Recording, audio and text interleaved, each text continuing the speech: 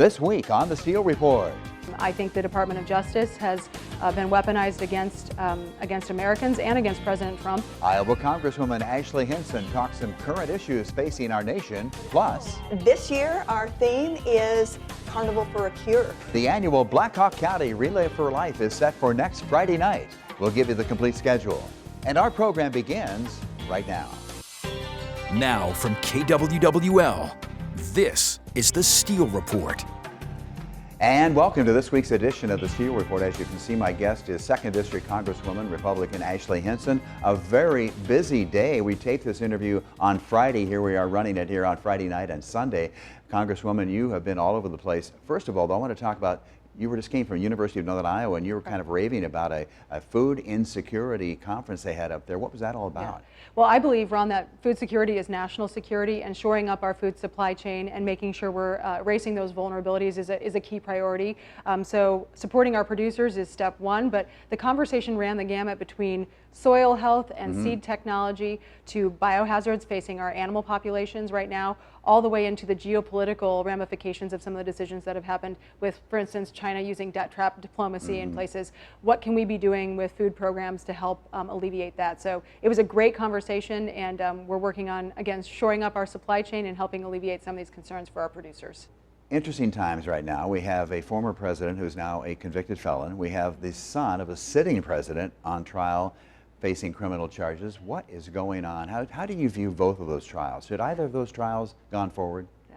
Well, first of all, let me say this. I don't think it's right to prosecute a political opponent, plain and simple. I think that's certainly what we saw happen with President Trump. I think the Department of Justice has been weaponized against Americans and against President Trump. If he wasn't running, I don't think any of these charges would have been brought. I think accountability is important and nobody should be above the law, but I think in this case, the only thing President Trump was guilty of is being named Donald Trump.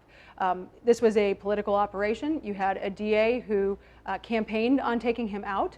You had the judge in this case who actually donated to his political opponent and an anti-Republican group, and then, of course, President Biden and Attorney General Garland going after folks. So I think that this is, Iowans see what this is here, and I think the real verdict's going to come in November.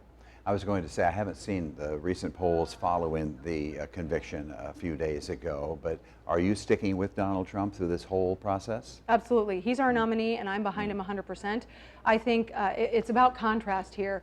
Do you agree with President Biden's policies that I frankly don't believe we can afford 4 more years of, an open border, reckless spending, and bad global policy that's ignited foreign wars?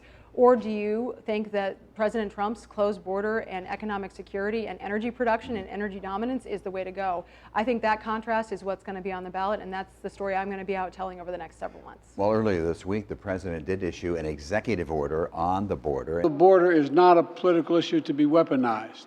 Well, plain and simple, he had the power for the last 3.5 years to undo what he's done at the southern border. He signed more than 60 executive orders undoing President Trump's border policies, which were keeping our country safe.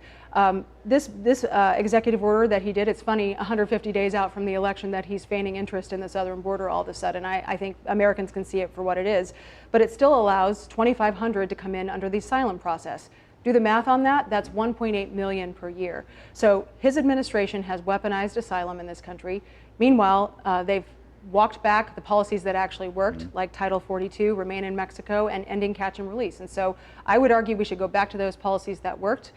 This is, I think it's baseless what he did here. It's not going to actually meaningfully fix the problem. And what's to say he's not going to undo it as soon as the election's done?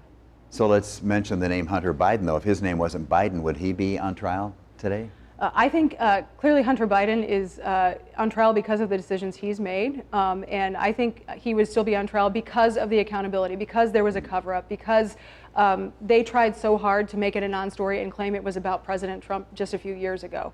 I think had they not drawn extra attention to it, he might not be on trial, but they kind of dug their own grave here, and I think that this is what's come to bear out of that decision.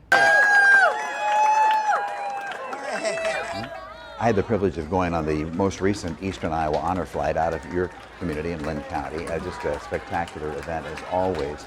You had a chance to present a military medal just on Friday as we're speaking today too, Yes. didn't you? Yeah. Yeah, I think it's incredibly important if we're able to recognize those who have stood up to serve our country. We know freedom is not free, and those who are willing to put their lives on the line, I think they deserve that recognition. And so one of the things our office is able to do oftentimes is make sure veterans get the medals that they earned during their service. And in this case, our U.S. Army Corporal Dickie Johnson was decades out from his service in Korea, but his records were actually destroyed in a fire. So our casework team was able to, using I think it was pictures of those records from years and years ago, go back and forth with the records division and get him the medals that he deserved, and I was able to present that medal to him this morning. Well, that's great, because the Military and Veterans Affairs funding bill has passed the House. The President's already threatening a veto. So what's that all about? Why is that so important that you are so supportive of that particular action? Yeah. Well, first of all, it fully funds the veterans' services that they have earned and deserve. At our VA, we need to do everything we can to make sure they have stable housing. They get the pay raise they deserve, which is a priority for us. We have a lot of our enlisted who have been basically making wages where they could be on food stamps. We need to address those challenges in our country, and I think having a ready force should be our priority. We shouldn't be focused on woke priorities and DEI in our military or at the VA. And so the President has some fundamental disagreements with the bill that we put forward. Namely, we don't want to see the VA performing abortions or paying for travel for abortions. And I think that's something that taxpayers have told me they don't want to see their money going to that either. So clearly, abortion is a key component of the Democrat campaign this year. You have already said where you stand on abortion, but you do support exceptions. Yes. So I am pro-life. I have worked on pro-life policy since I became a first state legislator and now in Congress. I support the exceptions for rape, incest, life of the mother, and of course our bill here in Iowa also included the fetal anomalies. What I think is important going forward is that we talk about all the aspects of supporting lives and livelihoods, and that's where I've chosen to focus my efforts in Congress. It's about doing more for moms and maternal health. Some of the investments that I've asked for through the appropriations process are to help make sure we can have more healthy moms and healthy babies. Maternal wards, making sure we have more midwives practicing in states like Iowa where we have maternity health care deserts. Incentivizing adoption. I have my package of bills, the Providing for Life Act, that encompasses that. And then the other area where I focused and actually just had the bill pass the House, and I think it's going to end up on the President's desk, but just recently my Stillbirth Prevention Act passed. It's a bipartisan bill. It passed 408-3 in the House. And that just enables our states to know that they can use federal block grant dollars to help educate women about stillbirth, which I believe 1 in 4 of those is preventable. And I think you were proposing National Stillborn Prevention Day for sometime in September. Correct. We need to acknowledge this, and there should not be a stigma around stillbirth. And one of the things that I appreciated in working with so many Iowans and mothers and fathers who've experienced the pain of stillbirth is they're being bold and turning their pain into something good. And we want to make sure we're trying to stop that from happening to another family ever again. So again, they've stepped up to help spread awareness. We need to make sure we're doing our part in Congress, using our megaphone to do that, so we can have more healthy moms and healthy babies. We saw so many protests on college campuses. As we do this interview, there is still no ceasefire in Gaza. Where's that going? What would you like to see done? Yeah. Well, I had the chance to visit Israel myself about 2 years ago and see firsthand the proximity. At the time, I was at one of the kibbutzes that was attacked on October 7th, Kfar Aza. So many of the folks who I had a chance to sit down and have lunch with were killed on October 7th during the attacks by Hamas that day. The way I see it, Hamas broke the ceasefire on October 7th, and they have done such damage to the progress that was made in the entire region for stability. And I think it's going to take generations to repair that. I think that we have to eradicate Hamas. Hamas is a purely evil terrorist organization.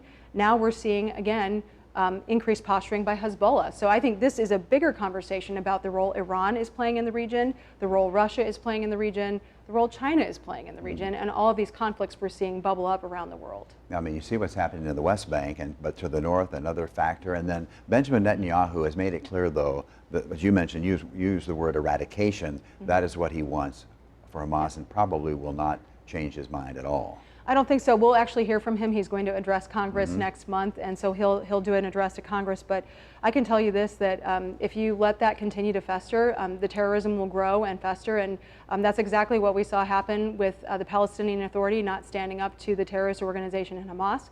And as a result of that, they siphoned off billions of dollars in funds that were meant to help actual people in the region, and because they're a terrorist organization, instead of helping their people with infrastructure and their needs, they use them to build bombs to fire on Israel.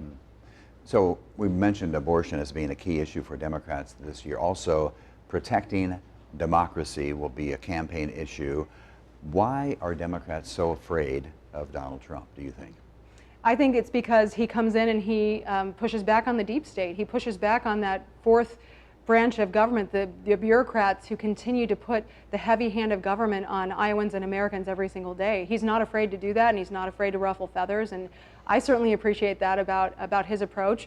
I look forward to serving in Congress when President Trump's president. I came in and President Biden was sworn in just a few weeks later, and what a disaster that's been these past several years. We've seen, again, I think my first term I voted against $6 trillion in extra spending. We've seen the open border. Again, we just got done talking about these conflicts in the world.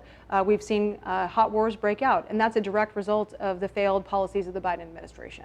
So we're going to have to wrap things up here, but you believe that Republican supporters are going to stick with Donald Trump regardless of him being a felon. Are you afraid that people will walk into that booth and go, you know, I just can't vote at the last moment for a convicted felon? Yeah, well, I think, Ron, what we are seeing here is angry voters are motivated voters, and angry voters are seeing through what happened in that courtroom in New York. It was a kangaroo court, it was a sham of a trial, and I think based upon, I'm not a lawyer, but I've listened to a lot of lawyers talk about that case, and I'm confident, and they're confident it'll be overturned on appeal. So he may have been convicted by these New Yorkers, but I think that conviction will be overturned. I think voters know what's at stake. I've talked about the contrast between common sense conservative governing and what we've seen come out of the Biden administration, and that's what I think voters are going to be voting on. They're voting on the economy, they're voting on the border, they're voting on all of these pocketbook issues that they're like, enough is enough. And 4 years ago, my utility bills were lower, energy was cheaper, my food was cheaper, and I felt safer, and I think that's what people will be voting on in November. And one last question, I think I asked you about this before, maybe on a previous interview. Do Republicans have the demographics today to win a national election? Absolutely, and I would actually say that those demographics have gotten better for Republicans since the last time we talked, Ron. We are reaching out and connecting with people where they are in all sorts of communities all over the country. You look at the Republican House majority right now, we've got an increased number of women, we've got an increased number of veterans, and an increased number of minorities serving. So you look at some of these congressmen and women who have been able to go out and connect with those communities. Byron Donalds just did an event in Philadelphia. Byron's from Florida, a black man who came in with me in my class in 2020, and he's connecting with people, explaining the value proposition for why they should be voting Republican and abandoning the Democrat Party that abandoned them so many years ago. We've got Juan Ciscomani, who has a district right on the Arizona border, a freshman who can speak to the American dream. He immigrated here as a young boy. His father still is, I think, a bus driver in the community. So we have I think the candidates, we have the members, and we have the message to go out and communicate to voters why they should vote Republican in November, and also why our policies are better and will be better for them. All right, Iowa Republican Congresswoman from the 2nd District, Ashley Hinson, thanks for coming in. The election day will be here before we know it. It will. Yes. All right, thanks for coming in. Coming up next on the Steele Report, we'll talk about the upcoming Blackhawk County Relay for Life. That's next.